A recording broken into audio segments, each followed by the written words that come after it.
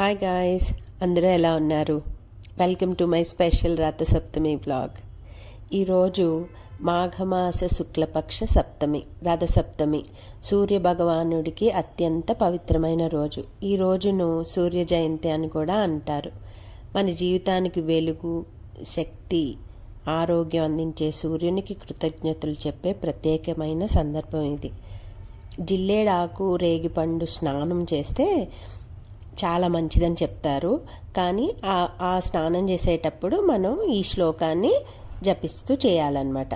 యద్యజ్జన్మ కృతం పాపం మయా సప్తసు జన్మసు తన్మే రోగంచ శోకంచ మాకరి హంతు సప్తమి. ఏతజ్జన్మ కృతం పాపం యచ్చ జన్మాంతరార్జితం మనోవాక్కాయజం యచ్చ జ్ఞాతా జ్ఞాతే చ యత్ పునః.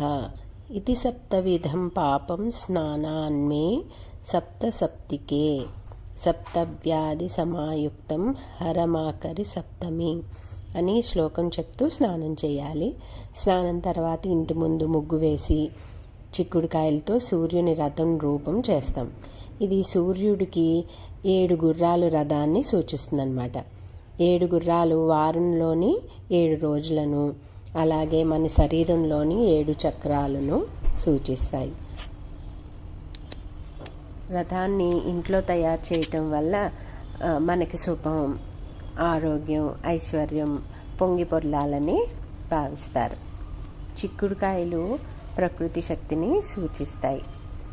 సూర్యుడు వెలుగు, శక్తి, జీవం ఇస్తాడు. ఆయన రథాన్ని ప్రతీకాత్మకంగా రూపొందించడం ద్వారా మన కృతజ్ఞతను తెలియజేస్తాం.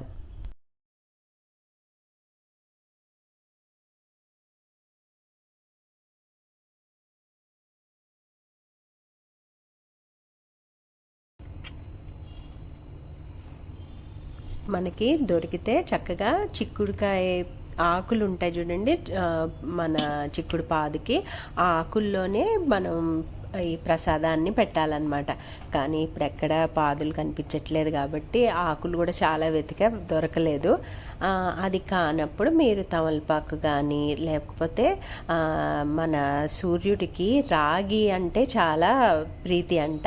అందుకని రాగి పాత్రలో నీరుని అర్పించాలి అంటారు. సో మనకి రాగి ప్లేట్లో పెట్టడం కూడా మంచిదే అని చెప్పి నేనైతే ఈరోజు పరవాన్నాన్ని రాగి గిన్నెలో పెట్టానన్నమాట.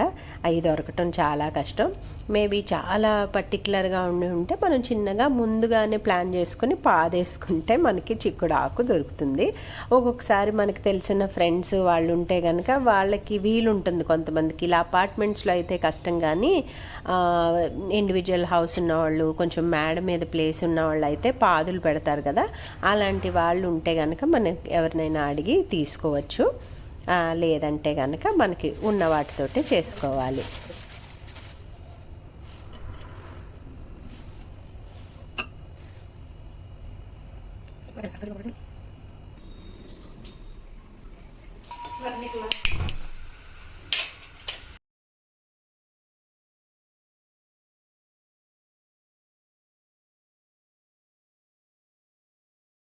పాలు పొంగించడం శుభసూచకం. మన ఇంట్లో ఐశ్వర్యం, ఆరోగ్యం, సంతోషం పొంగి పొర్లాలని సంకేతం. తర్వాత పరమాన్నం, రేగి పండ్లు, చెరుకు ముక్కలు నైవేద్యంగా సమర్పిస్తాం. ఇవన్నీ ప్రకృతి ప్రసాదాలు. సూర్యుని కాంతి లేకపోతే ఇవేవీ ఉండవు. అందుకే ప్రకృతి ఇచ్చిన దాన్ని తిరిగి సూర్యునికే సమర్పిస్తాం. ఈరోజు సూర్య నమస్కారాలు చేయటం, సూర్యుడికి నీరు అర్పించడం చాలా శుభం. ఇది మన కోసం ఆరోగ్యం, శక్తి, శాంతిని ఇస్తుంది. రథసప్తమి కేవలం పండుగ కాదు, మన జీవితానికి వెలుగు ఇచ్చే సూర్య భగవానుడికి కృతజ్ఞతలు చెప్పే పవిత్రమైన రోజు. పాలుని ఇలా ఒక 3 సార్లు పొంగించాలి. పొంగించిన తర్వాత మనం బియ్యాన్ని బాగా కడిగి నానబెట్టుకున్న బియ్యాన్ని పోసి పరవాన్నం వండి పెట్టాలి. ఈ పరవాన్నం వండేటప్పుడు జనరల్గా అయితే ఈ పరవాణాన్ని రథసప్తమి రోజు వండే పరవాణాన్ని చెరుకు ముక్కతోటి కలుపుతారనమాట. నేను కూడా ఒకసారి అలా తిప్పాను, లేకపోతే మళ్ళీ కింద అడుగు అంటుకుంటుంది కాబట్టి మామూలు గరిటె కూడా పెట్టాను. శాస్త్రానికి దాంతో కూడా తిప్పాను అనమాట. మామూలుగా అయితే చక్కగా ప్రత్యక్ష దైవం కదా, మనకి కనిపిస్తుంటే బయట అలా పూజ చేసుకోవచ్చు. కానీ ఇక్కడ నాకు మా మెయిన్ డోర్ ఎదురుగా అనమాట, అక్కడ మళ్ళీ అందరికీ ఇబ్బంది కదా పక్క ఇంటి వాళ్ళకి అది అని చెప్పి నేను ఇంట్లోనే ఇక్కడ సూర్యుడు రేస్ పడే చోట పెట్టుకున్నాను. జపాకుసుమ సంకాశం కాశ్యపేయం మహాద్యుతిం తమోరిం సర్వపాపఘ్నం ప్రణతోస్మి దివాకరం.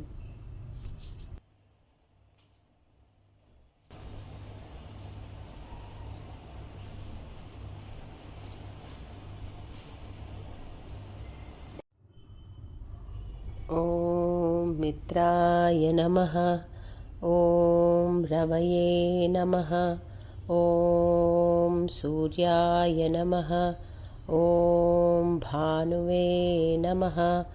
ఓం ఖగాయ నమః. ఓం పూష్ణే నమః. ఓం హిరణ్యగర్భాయ నమః. ఓం మారీచయే నమః. ఓం ఆదిత్యాయ నమః. ఓం సవిత్రే నమః. ఓం అర్కాయ నమః. ఓం భాస్కరాయ నమః.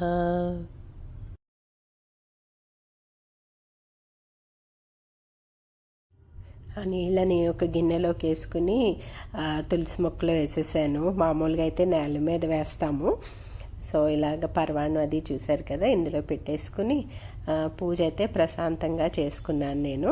మీ అందరికీ కూడా ఆ సూర్యుడి ఆశీస్సులు ఎల్లప్పుడూ మీపై ఉండాలని, ఆరోగ్యం అందరిది బాగుండాలని కోరుకుంటూ అందరికీ రథసప్తమి శుభాకాంక్షలు. పూజ ఏ పద్ధతిలో చేసామనే దానికంటే ఎంత భక్తిగా చేసాం, ఎంత శ్రద్ధతో చేసామన్నదే ముఖ్యం. సో ఎవరికి తోచినట్టు వాళ్ళు భక్తితో శ్రద్ధతో చేసుకుంటే ఆ భగవంతుడి బ్లెస్సింగ్స్ ఎప్పుడూ మనపై ఉంటాయి. వీడియో కనుక నచ్చితే please do like, share and subscribe. Don't forget to comment guys. Take care. Bye bye.